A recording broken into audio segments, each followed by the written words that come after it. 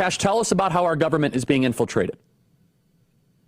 I wish the following were fiction. It's good to be with you. Look, I'll just give you three quick examples. The top envoy for President Biden, Robert Malley, has been suspended by the FBI. His security clearance has been suspended, and they have not provided us with any details as to why, other than saying he mishandled classified documents. I can see the humor in that already.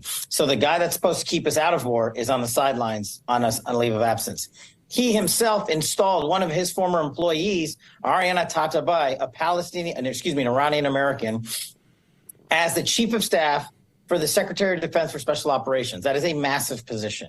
She has now been caught emailing the Iranian Foreign Ministry while in the United States of America, when her job was to advance American interest against Iranians, and asked for their permission to do that job.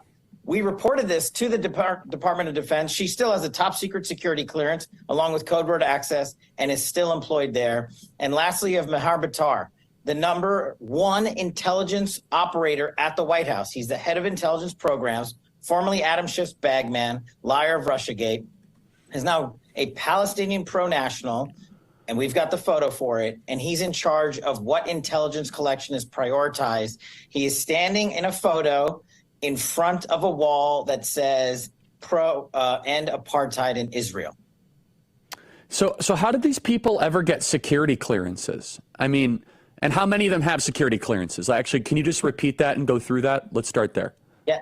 So all three of these individuals have the highest security clearances in the land. A top secret, secure compartmented information access, along with code word and special access programs, as we call them, SAPs.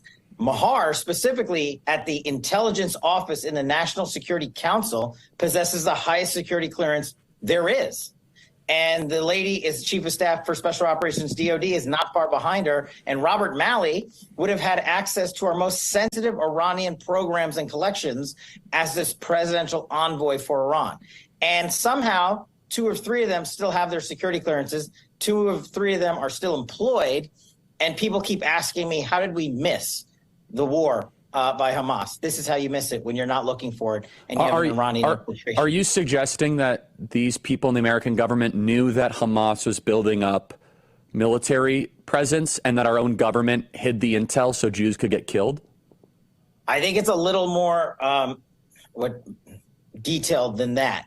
Saying that there was intelligence that Hamas was going to attack Israel is like saying we have found new evidence that the cartels were going to ship drugs into the United States of America. That intel's there every day, all day long, and it's developed continuously.